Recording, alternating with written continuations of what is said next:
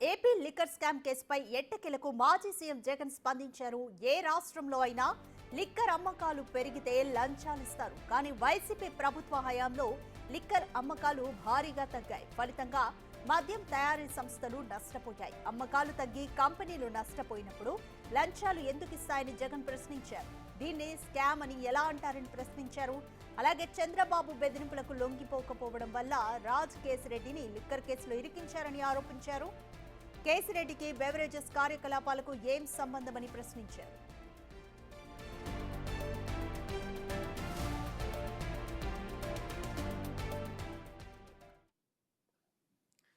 వాస్తవాలు ఇలా ఉంటే తప్పు చంద్రబాబు చేసి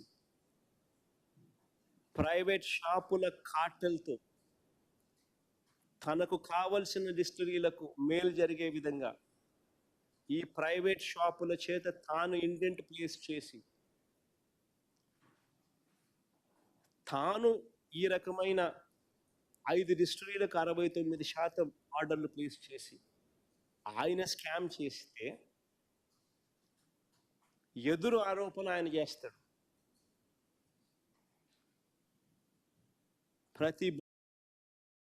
ప్రతి బాటిల్ మీద క్యూఆర్ కోడ్ పెట్టి అమ్మేటప్పుడు ఆ క్యూఆర్ కోడ్ను స్కాన్ చేసి ఆ స్కాన్ చేసిన క్యూఆర్ కోడ్ డైనమిక్గా రియల్ టైం బేసిస్లో ఆటోమేటిక్గా అప్లోడ్ అవుతుంది.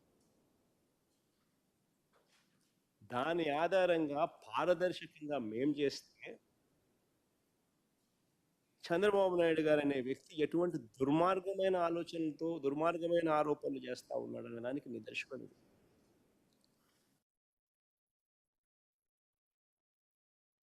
రాష్ట్ర ప్రభుత్వానికి చెందిన బ్రేవరేజెస్ కార్పొరేషన్ లిక్కర్తో మిథున్ రెడ్డికి ఏం సంబంధం? ఆయన లోక్సభ ఎంపీ, లోక్సభలో floor leader.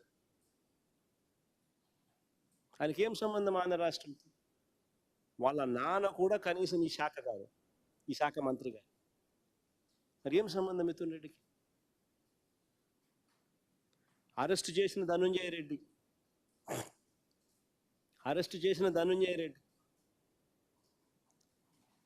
OSD Krishnamohan Reddy,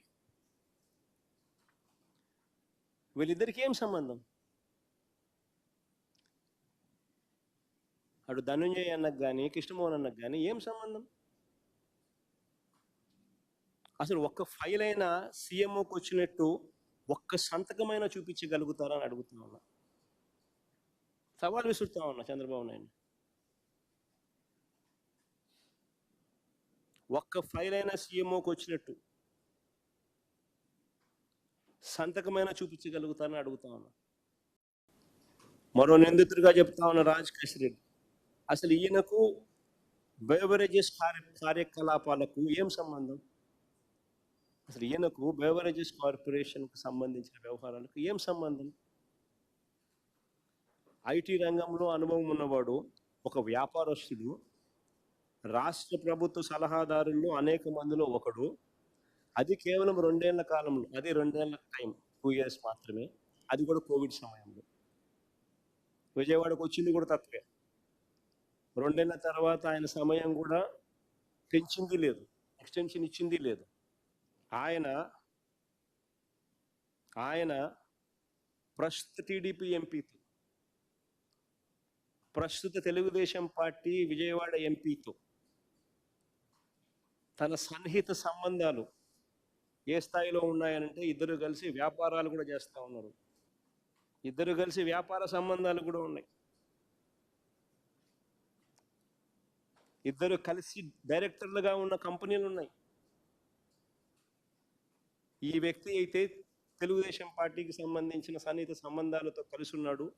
ఈ వ్యక్తిని తీసుకొస్తే ఈ వ్యక్తిని సులభంగా ప్రలోభ పెట్టచ్చు అని ఈ వ్యక్తిని తీసుకొచ్చారు. ఈ వ్యక్తి మీద ఒత్తిడి తీసుకొచ్చి ప్రలోభాలు పెట్టి అప్రూవర్గా నేను మారుస్తాను, వ్యతిరేకంగా అబద్ధాలు చెప్పు అనంటే ఈయన అబద్ధం చెప్పకపోవడం వల్ల ఈయన అక్యూజ్డ్గా చేసిన అని స్వయంగా ఈయన సుప్రీంకోర్టులో కేసు వేసినారు. సుప్రీం కోర్టులో this man is also filed the case. ఒకవేళ ఈయన కూడా వీళ్ళకి కావలసిన పద్ధతి ప్రకారం స్టేట్మెంట్ గాన ఇచ్చిందంటే ఈయనను కూడా వాసుదేవ్ రెడ్డిని వదిలేసినట్టుగానే వదిలేసింది.